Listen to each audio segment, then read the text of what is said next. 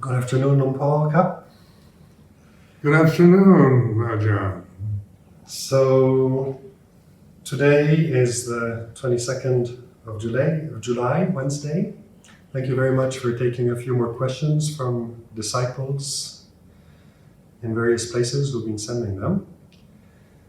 So today the first question is from someone who's asking about the situation of elderly people who get dementia, and this idea that one needs to think good thoughts at the time of death to be able to have a peaceful death or a good rebirth or whatever, good state of mind. And so do people who have dementia can't really control their thoughts anymore, or whatever happens to them? So they were asking about that situation. Could you say a few words about that, please?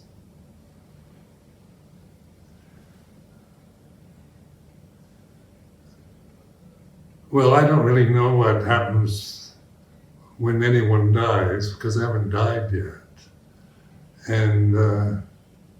But I know that what doesn't die is consciousness.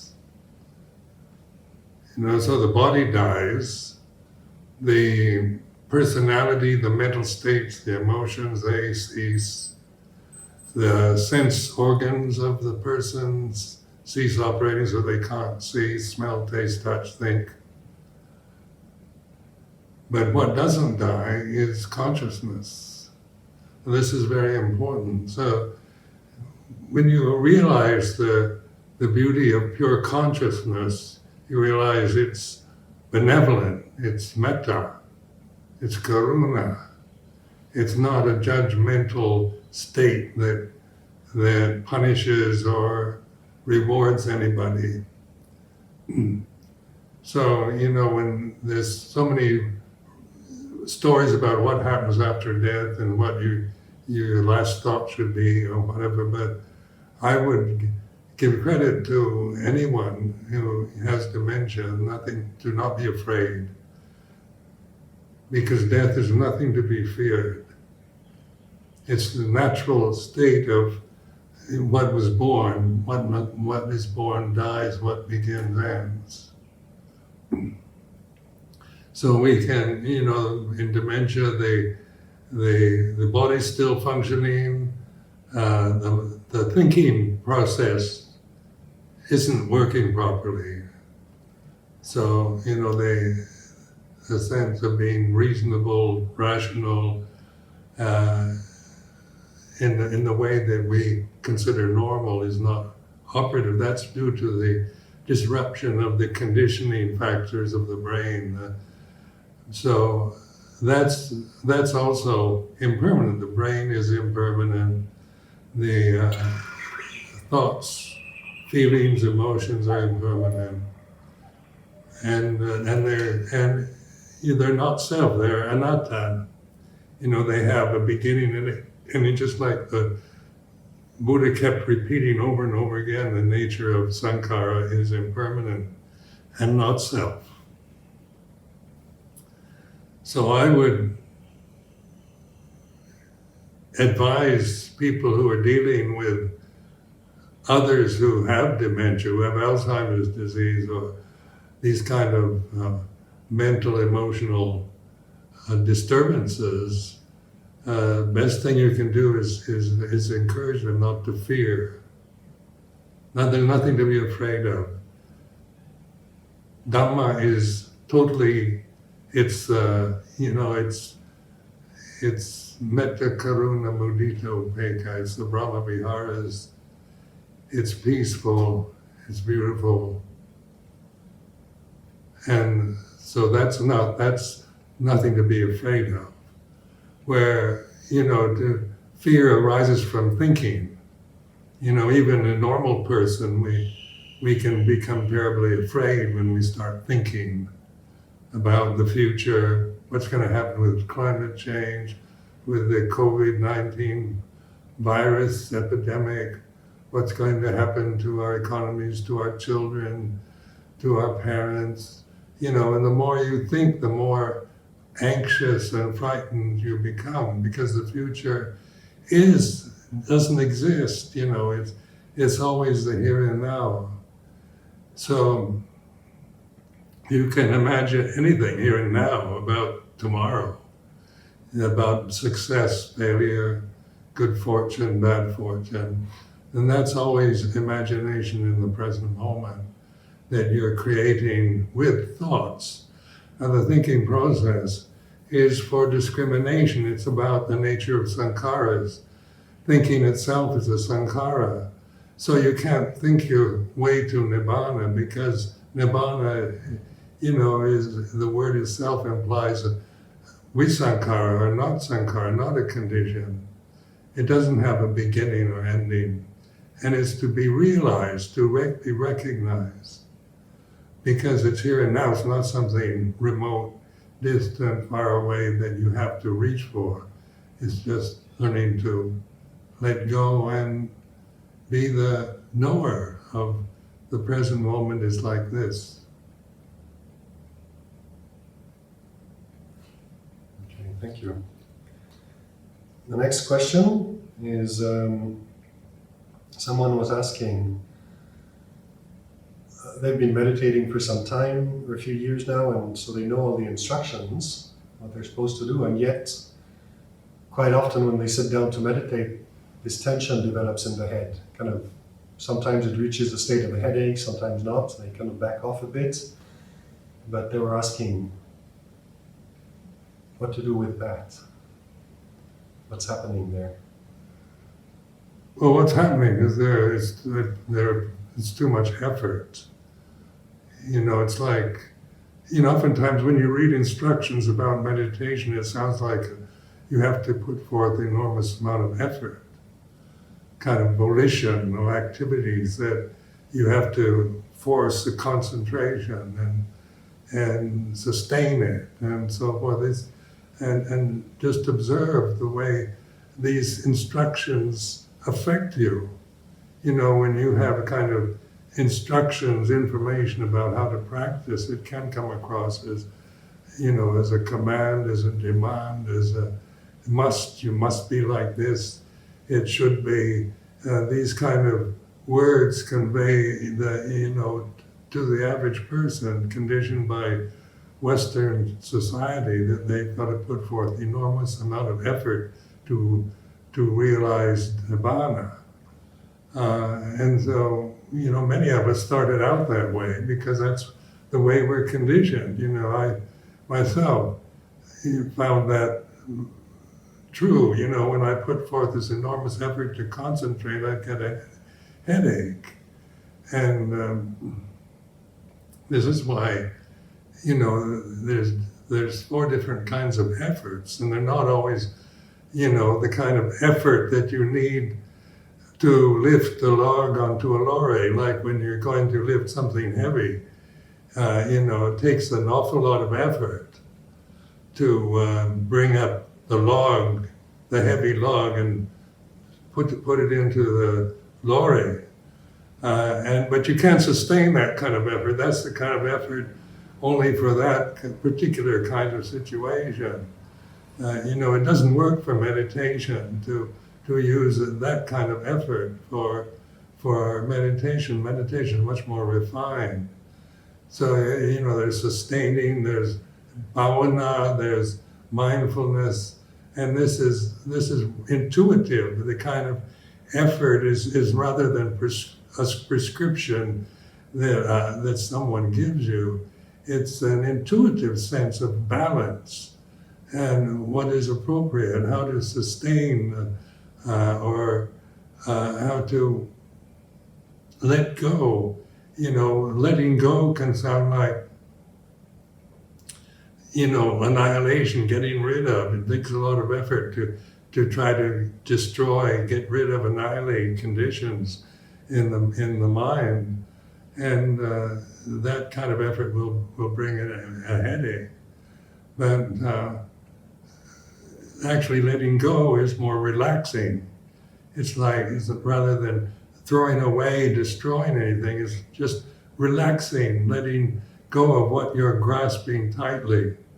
And this is where your intuitive awareness, the sati sampajanya, is necessary for you to know how to balance. Like when a child is learning to walk, at first, a young child can't even walk, can't stand on its two legs. It needs to hold on to things, so it starts crawling. It develops strength in its limbs through crawling around the floor, and then it starts holding onto the furniture and onto the mother's hand, and eventually, it starts trying to walk by itself independently of the adults, and it falls down, but it gets up again and starts walking till it finds a balance. And that child is doing it intuitively. He's not, if you just say, you've got two legs, walk, that's rational, that any creature with two legs can walk, but that's not the way it is, that's just a statement from the thinking mind. But if you notice when young children are learning to walk, they can't walk very well in the beginning. They take a step, fall over, but then they don't think about, I failed at walking, I can't walk. They just get up again and start over. You can't stop them, no matter how many times they fall down. And you have to let them fall down, and pick themselves up. And that's part of the training, with meditation. You're not always going to succeed, but, you start again. You don't think, well, I can't meditate because my mind wanders, or I have these obsessive thoughts, or, when you start thinking about yourself as having you can't meditate, then you actually believe that, so you can't meditate. But if you don't believe that, like the young child learning to walk doesn't think I can't walk because the first few steps aren't very good, just pick yourself up and start over again. So not to be afraid of the occasional headache and all the... Right, just trust your own intuition to know that getting a headache is, you're creating incredible tension through too much effort. So with a child who's learning how to walk, there's an incentive there. Yeah. The incentive is to go to the parent or go and discover the world or something. And what's the motivation in meditation when some people just sort of fail and they feel depressed? How do they motivate themselves again? It's like to realize nirvana. That's why we become monks, isn't it? You don't become a monk to get worldly success or wealth or fame. You don't care about that. Why do we give up maybe ambition, worldly ambitions, to become a monk in Thailand? Is to realize the truth, to wake up and realize, the Dhamma, the reality of our own existence, rather than just trying to get something that looks attractive, as some kind of goal that, a bait to attract you to go forward. When we all ordain, we take upsamadites to realize nirvana. And I even explain this to monks who ordain for the pansa. They're doing it to fulfill the custom of Thai custom to ordain temporarily. But you still have to say to realize nirvana, whether you mean it or not. But, I really took that seriously when I ordained. I didn't ordain because it's not my cultural conditioning to do that. It's going against my cultural conditioning. Why would someone like myself, an American, decide to come to Thailand and ordain, not for worldly gain, but awakenness, for enlightenment, for understanding. So if I may, Luang Por, the people who are going to be watching this video are not all monks. And I guess I know that some lay people sometimes find it a little bit difficult to connect with that goal of Nibbana. It seems very remote and inaccessible. And they too yet would like to meditate and find ways of motivating themselves in the meditative learning process. Well, nowadays meditation is de rigueur, isn't it, worldwide, to really, to calm the mind. So that's a good goal too, whether you don't have to be a monk to meditate. Even to realize Nirvana, you don't have to be a monk or a samana. That would be, because Nibbana is here and now. It's not something that only, ascetics can realize. Dhamma is here and now. It's not something that only monks can take refuge in or realize. Dhamma is the way things are. It's here and now. It's not something high up that you have to live a especially disciplined life to realize. But it's learning to open to life itself, to open with awareness, with intuitive awareness, this sense of not just an analysis or thinking, because that's not aware. That's just defining. That gives names and values and qualities to conditioned phenomena. But intuition, as I use this word, intuition, intuitive awareness, is more on the heart level. It's opening to life, to receive the way it is as in the present moment.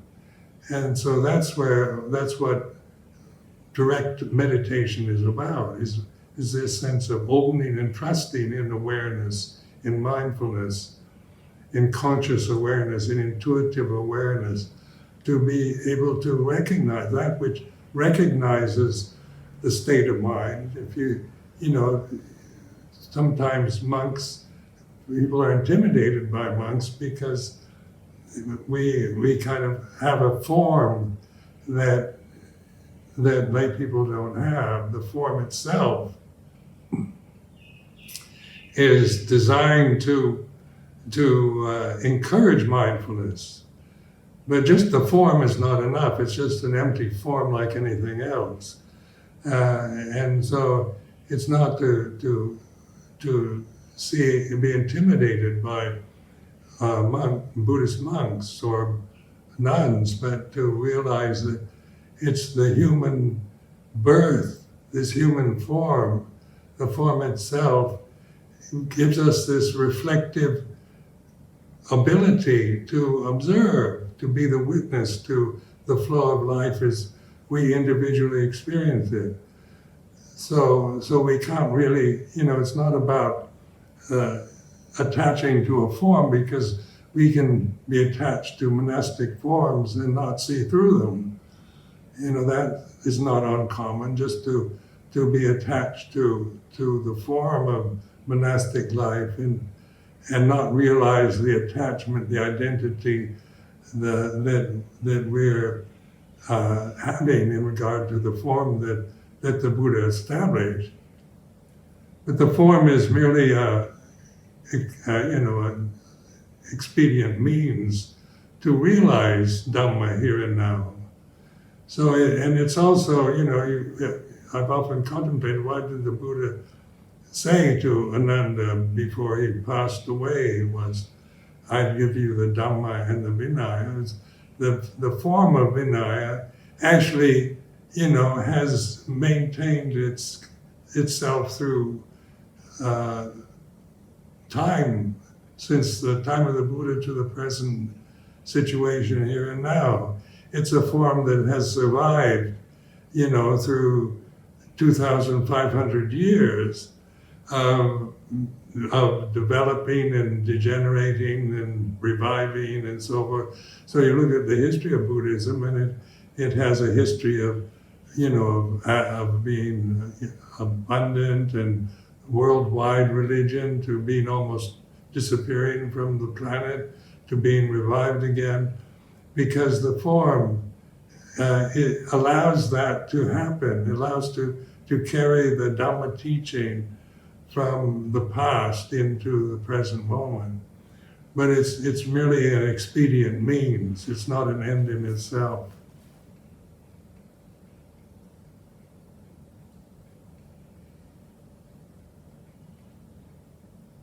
So as one learns to relax in meditation and sort of get in touch with this kind of more intuitive sense, awareness, and then some people kind of start experiencing the mind, the thinking kind of slows down and sometimes goes quiet at times. They're still noticing, they're still seeing, hearing, smelling, whatever. The senses are still operating, but there's all of a sudden this sense of quiet in the mind. And what is that, and how to use it in the practice? Well, when you can't make yourself quiet, using effort, strong effort to quiet the mind. You can suppress feelings and thoughts and that through willpower, but you can't, it's unsustainable. It rebounds back. And that's where you get the headaches. And the tension, the body becomes full of tension. Now your body is a sankhara, so by making it tense, it's creating suffering, unpleasant sensations, unpleasant feelings in the body through effort. But when you relax more, when you let go, and letting go in this sense, bhana, the effort of, bhana, letting go is not, as I said before, not annihilating or destroying anything, but relaxing. So this is very important. When you relax and stop trying so hard, then you start, the thinking process can slow down to where you're not intentionally thinking anymore, but you're still conscious. The senses still operate. You can still see, hear, smell, taste, touch. Thoughts come and go, but you're not intentionally thinking, creating thoughts and going from one thought to another. And that's very important to recognize, that the consciousness, vacant consciousness, without getting caught up in thinking and reacting to emotions, is peaceful. This is where, I had my first real insight into what peace really is natural consciousness itself is peaceful. It's not, it's not exciting, it's not depressing, it's not, so the emotions are all about excitement and depression. But, so on an emotional level, it's equanimous, it's equanimity, it's upekkha, so it's to respect that. And the very thought, what do I do next, is just the habit tendency of your thinking mind to think there's something more to do, when actually there's nothing more to do. And that silence, that peace of conscious awareness, but then as a personality, as a conditioned phenomenon, we always assume it can't be this simple. You have to do something. There's something more I've got to do to get rid of something, or get hold of something, or to hold on to this upekkha, this equanimity. So the thinking mind, when you're just depending upon upekkha or quietness or equanimity as experience, you can create a desire for it. When it disappears, then you want it again. So we have to be aware of these desires, like the wanting something you don't have.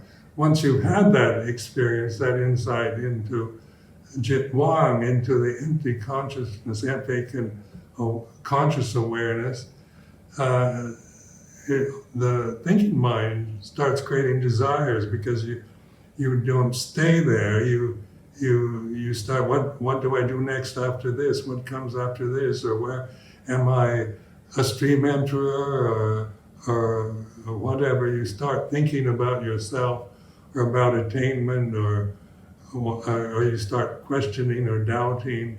This is all the thinking process. So encouragement to let go of thinking. You can't think your way to Nibbana. You can't desire Nibbana. The desire is the very obstruction to Nibbana, the thing that veils it, that hides it from us.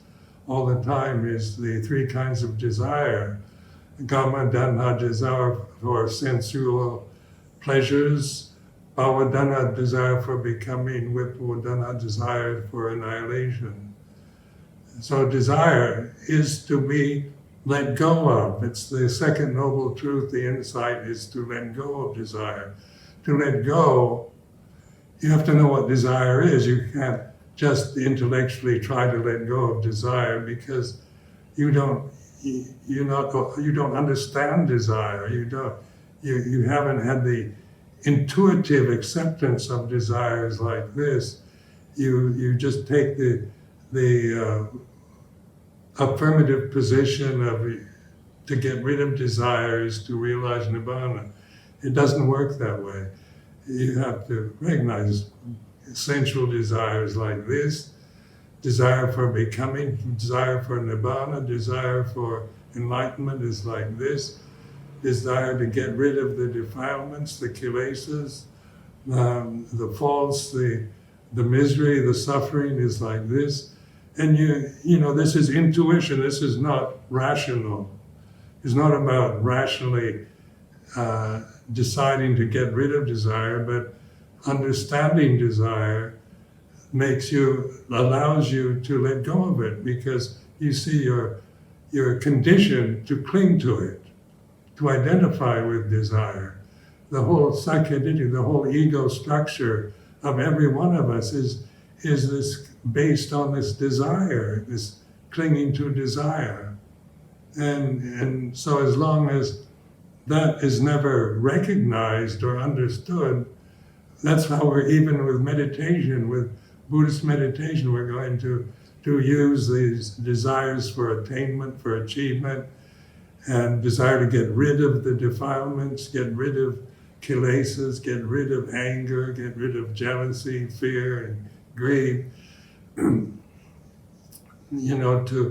As long as we operate from these three kinds of desires, then we never, we can't let go. We're attached, and that creates tension and unpleasantness in the body and in the mind. So in the second noble truth, the first truth is the statement, there is suffering. And the second noble truth is about the origin, the causes of suffering is this attachment, clinging, identifying with the three kinds of desires. And it's and the way to understand suffering is to accept it, to really observe it, be the puto, puru, the witness to suffering, to anxieties like this. Like consciousness, intuitive awareness isn't desire. It doesn't desire anything. The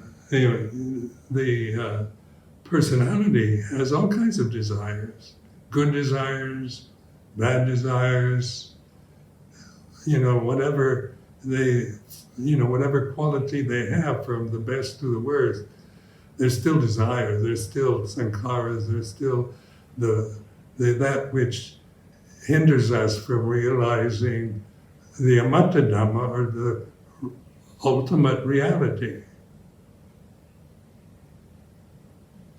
So just to encourage you to see that Dhamma is here and now. So it's not just for not some kind of abstract metaphysical concept, Buddhist philosophy. It's it's apparent. It's here and now. We know we're conscious. Consciousness is not a mystery, but you can't define it. You can't objectify it in any way, because you are consciousness itself, and that, so you can't find yourself as an object, but you begin to understand the way that we blind ourselves by identifying with suffering, with desires, with the sense experiences, with the ambitions, the aspirations that we create of what we would like, what we want to get, with our desire to get rid of the evil forces, the negative states of mind, the depression, and that which is aware of these desires is not desire. It's intuitive awareness, consciousness, mindfulness, whatever words you choose. These words mean the same thing. It's seeing the way it is that all conditions are impermanent. And that the Dhamma, consciousness itself, is anatta. It's not personal. It's not like my consciousness and your consciousness, and then male consciousness or female consciousness. Consciousness has no gender, doesn't belong to a person, but it's here and now, and it's what we really are when we let go of the delusions that we create through our attachment to desires. Thank you, Luang. Maybe enough for today.